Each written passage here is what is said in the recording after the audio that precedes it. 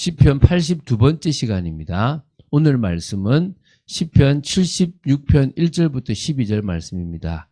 7절부터 9절 말씀을 합독하고 시편 76편 전체 말씀을 보도록 하겠습니다. 그러면 시편 76편 7절부터 9절 말씀을 한 목소리로 합독하도록 하겠습니다. 주께서는 경외받을 이시니 주께서 한번 노하실 때에 누가 주의 목전에 서리이까. 주께서 하늘에서 판결을 선포하심에 땅이 두려워 잠잠하였나니 곧 하나님이 땅의 모든 온유한 자를 구원하시려고 심판하러 일어나신 때로다. 아멘.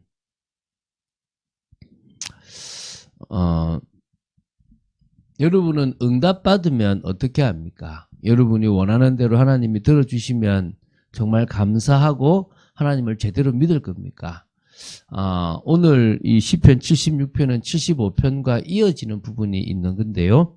하나님께서 택하신 백성 이스라엘에게 승리를 주신 데 대하여 감사하는 찬양시입니다. 그래서 시편 75편과 마찬가지로 하나님을 경외치 않는 인분주의자들이 하나님의 택한 백성 곧 하나님을 경외하는 믿음의 사람들을 위협하며 대적할지라도 그 결국은 하나님이 진노의 심판을 행하심으로 말미암아 모든 것을 바꾸실 거다라는 것에 대한 교훈을 주는 겁니다. 오늘 우리는 믿어야 될 줄로 믿습니다. 악이 아무리 강해도 결국은 하나님 앞에 무릎 꿇게 되어 있습니다.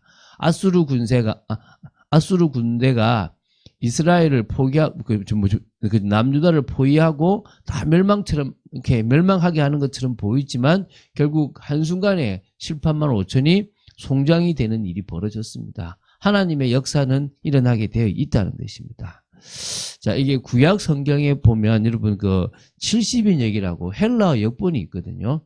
그 70인 역의 이 표제가 뭐냐면 아수르에 관하여라는 말이 첨가되어 있어요. 그래서 정확하다면 이 시가 시편 75편과 마찬가지로 AD 701년에 있었던 아수르의 유다 침공, 다시 말하면 예루살렘 포위를 그 역사적 배경으로 하고 있다고 보시면 됩니다.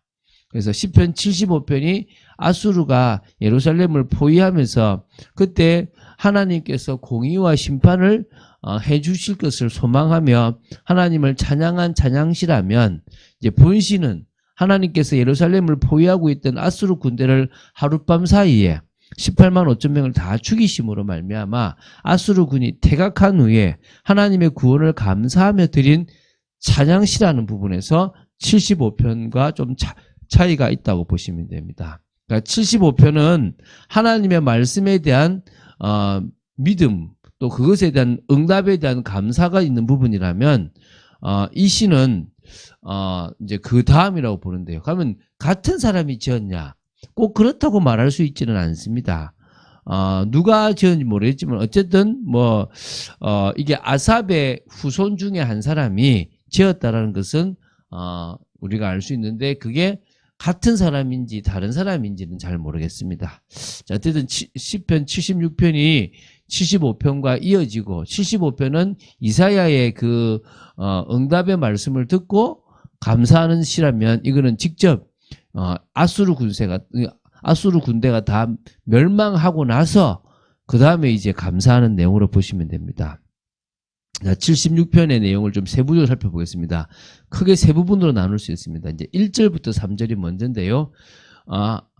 하나님의 임재의 상징적 처소인 장막을 시온 곧 예루살렘에 두신 하나님께서 택하신 백성을 위협하였던 원수들을 완전히 깨뜨리심으로 말미암아 당신의 택한 백성들에게 당신의 이름을 크게 알리셨다는 부분에 대해서 감사하고 찬양하는 거예요.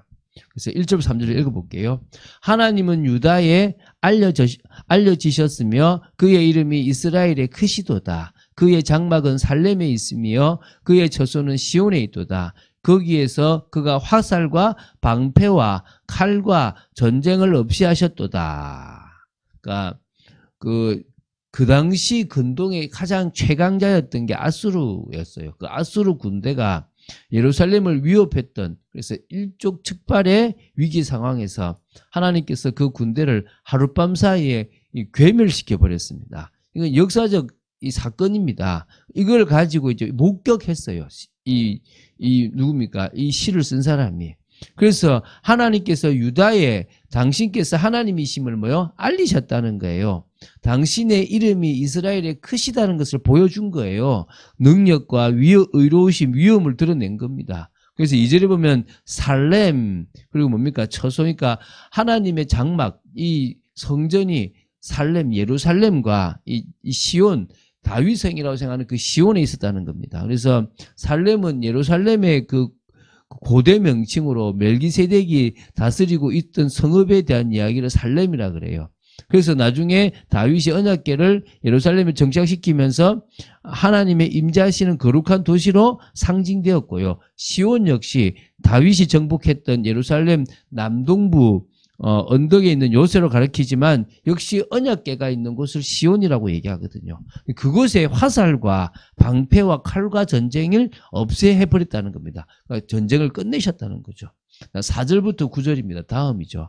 하나님께서 당신의 택한 백성들을 위협하는 원수 곧 아수르 군대에 대하여 진노하신 결과 아수르 군대가 진멸되고요. 그로 인하여 하나님의 택한 백성들이 구원받았다는 것을 찬양하는 내용이에요. 자, 4절부터 6절을 볼게요. 주는 약탈한 산에서 영화로우시며 존귀하시도다.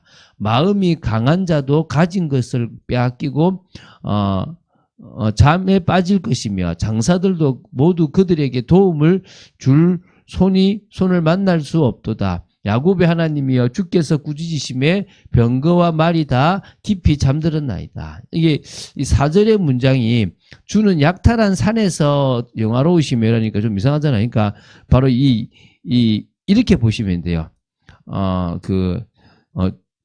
주는 약탈한 산보다 더 영화로우시다. 이렇게 봐야 돼요. 또 아니면은 이 대적이 약탈하는 이 산에서 영화로우시다. 이렇게 봐도 되고요. 다시 말하면 약탈한 산은 누구를 의미하냐면 바로 이 사단의, 다시 말하면 아수르에서 지금 빼앗길 뻔했던 그런 예루살렘을 의미하기도 하고요. 이제 그런 의미가 있습니다. 그곳에서 영화롭고 존귀하시다 이 말입니다. 마음이 강한 자, 결국은 이 아수르 군대 사내립을 말하잖아요.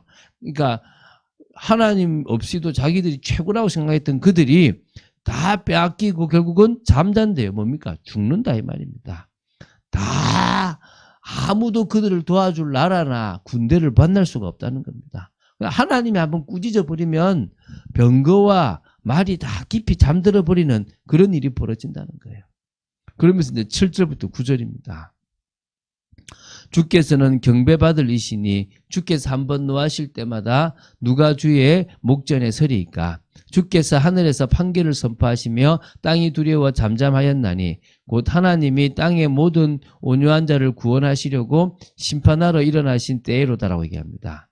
주님은 경외받으실 분이 맞죠. 왜? 모든 원수를 멸하셨습니다. 주님의 노 앞에 설 수 있는 존재는 없습니다. 결국 하나님은 땅의 모든 온유한 자를 구원하시려고 심판하러 일어나시는 그런 분이십니다. 그때 결국은 아수르 군세가 멸망되고 그 군대가 망할 수밖에 없는 거죠. 자, 마지막입니다. 10절부터 12절입니다. 하나님께서 택하신 백성과 만민을 향하여 자기 백성을 구원하시는 하나님께 찬양과 경배를 드릴 것을 권고하는 겁니다. 결국은 자기만 찬양하는 것이 아니라 많은 백성들을 향하여 찬양해라. 찬양할 이유가 분명하다. 그냥 좋다. 야, 살아났다 하지 말고 그 일을 하신 하나님을 찬양하라는 거예요.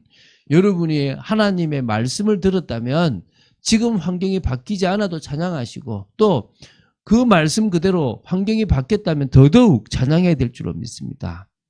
자, 진실로 사람의 노여움은 주를 찬송하게 될 것이요 그 남은 노여움은 주께서 금하시리이다. 너희는 여호와 너희 하나님께 서원하고 갚으라. 사방에 있는 모든 사람도 마땅히 경외할 이에게 예물을 드릴지어다. 그가 고관들의 길을 꺾으시리니 그는 세상의 왕들에게 두려움이시로다. 그러니까 사람의 노여움은 장차 주를 찬송하게 될 것이라는 것은 장차 하나님께서 악을 행하는 자들을 심판하심으로 말미암아 그들이 멸망하는 것을 목도한 사람들이 하나님을 찬송하게 될 것이라는 부분이고요.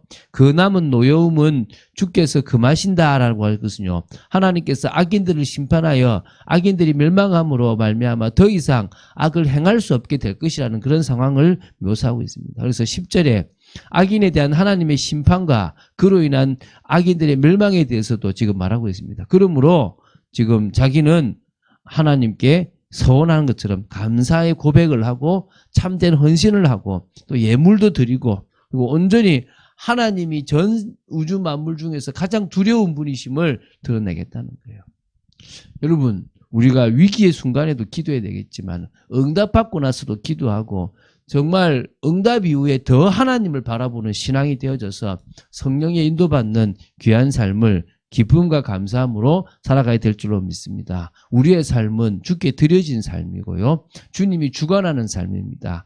주님의 뜻을 따라서 인도받는 복된 삶을 기쁨과 감사함으로 살아가는 여러분 되시기를 주 예수 그리스도 이름으로 축원드립니다. 주는 그리스도시요 살아계신 하나님의 아들이심을 고백합니다. 말씀 따라가는 축복 속에 있도록 저희들을 지켜주시고 하나님의 은혜 가운데 있도록 붙잡아 주시기를 간절히 소원합니다. 저희들의 삶에 하나님의 살아계심을 또한 보게 하심을 감사드리고 정말 더더욱 우리가 참응답 받을 때 저희들의 삶이 더 찬양과 영광을 돌리며 하나님의 원하시는 인도를 받는 삶을 살아가도록 지켜주시옵소서. 주 예수 그리스도 이름으로 기도드립니다. 아멘.